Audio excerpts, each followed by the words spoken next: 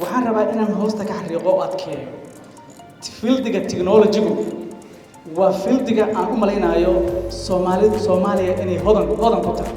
laakiin aan laga faa'iideysan waxaan rabaa inaan ku doodo technology iyo computer science iyo information technology يعني سيدا ودنك لوغا برتو inay ka sareyso wadamo badan xaqiiqatan ayna la tartami karto wadamo badan oo madaqana runtii aad nooga horeey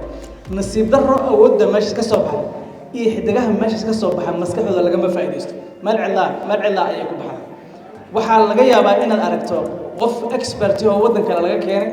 oo laga yaabo database administrator ama hadii kale network macallida waxyaabo yar oo madaqana saas oo kale aan sameeyay arrinta sida waxaan rajaynayaa in fariintan la qaado xaggaas la geeyo oo la yiraahdo xidigihii waa kuwan